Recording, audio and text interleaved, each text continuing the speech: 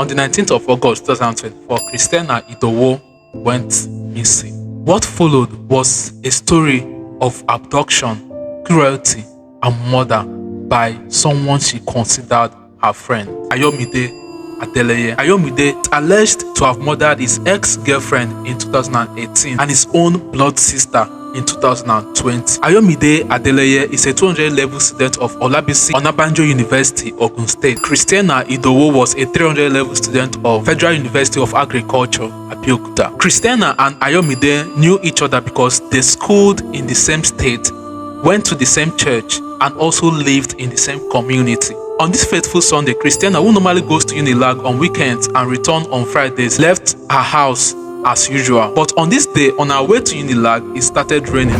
Christiannah was forced to seek shelter in Ayomide's family shop, which was at the front of their family house. It continued raining for a very long time, to a point that the rain became very intense. That was when Ayomide invited Christiannah over to his house. While in his house, Ayomide attempted to take advantage of Christiannah, but she refused. This annoyed and got Ayomide very angry, and he decided to kill her. After he murdered her, that same day at 8:50 p.m, using Christiannah's phone, he wrote her mother on WhatsApp. Here is the message he sent to her. Hello madam, you have such a beautiful daughter. How much are you willing to pay to see her again? We have her in our custody. What began as a young lady seeking shelter in her friend's shop turned to a case of homicide, staged abduction with a ransom in demand. Using the View Once feature on WhatsApp, he sent the mother 2 photos of her daughter. In one of these photos, he held her head up with his hand. She was already dead when he took this photo. Unfortunately for him, due to the fact that it was on View Once, the mother did not pay so much attention to details to notice that. After sending her this photo, he made a 3 million naira demand from the poor widowed woman and gave her 24 hours ultimatum, and said that if she doesn't provide this money in 24 hours, she's going to kill her daughter and sell her parts. Christiannah's mother is actually widowed. How do you expect a widowed woman to get 3 million naira in just 24 hours? For 8 days, they kept negotiating, and for these 8 days, Ayomide always pretended to be a man from the north. The woman kept calling constantly, but he kept declining the call. Claimed that he would accept 400,000 naira if the money came quickly. Went further to send the mother messages telling her that he is into organ harvesting and he can sell her daughter's organs for 1.5 million naira. One of the messages he sent to her, he said, I have nothing to lose, madam. If you don't settle us, the harvesters will, and they will pay nothing less than 1.5 million naira for a healthy body. So you see, I have nothing to lose.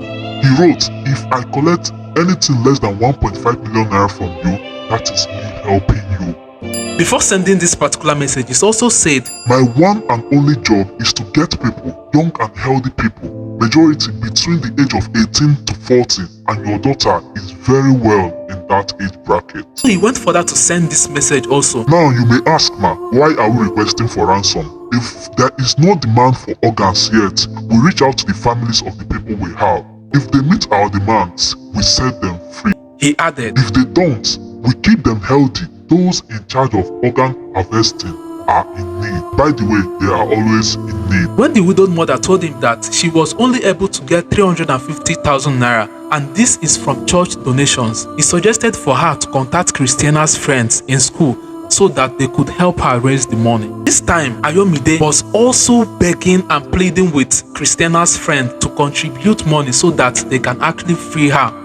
from bondage. Christiannah's mother kept pleading with him, and finally he agreed for her to send him the 350,000 naira. To avoid being traced, he provided her with a Sportybet account and asked her to transfer the 350,000 into the Sportybet account. Unknowing to him, all this while, Christiannah's mother had already involved the police. After Christiannah's mother paid in the money to the Sportybet account, for some reasons, he was able to withdraw just 100,000 naira from the account. Then, he kept demanding Christiannah's mother to pay in more money into the account, which she kept pleading with him that that was the only money she had. And at a point, she even agreed to send him 10,000 naira and kept pleading for him to release her daughter. But he complained that the money was too small. Then told her that he's still following up with the issue that prevented him from withdrawing the balance. He will text her when he gets the balance from the Sportybet app. Until then, she should have a good weekend. Unfortunately for him, on Sunday, the 174 Battalion tracked Christiannah's phone to Adeleye's residence, where they finally apprehended him. He confessed to killing her and burying her in a shadow grave in their compound. He even attempted to commit suicide, but he was restrained. To apprehend him, the military obtained the Sportybet account that Adeleye asked the mother to send the 350,000 naira. Closed the account after he withdrew the 100,000 naira from him. That was what made him not to be able to withdraw the remaining 250,000 naira. After experiencing these issues of not withdrawing from the account, Adeleye created an email and sent to Christiannah's mother asking her to send the bank statement of that transaction to the email, which she did. And now this email was linked to his number. The military, with his number, was able to get all his information, including his BVN, his NIN, his Twitter account. This was how they were able to know the person behind the crime. This story is to show you how ruthless the world can be.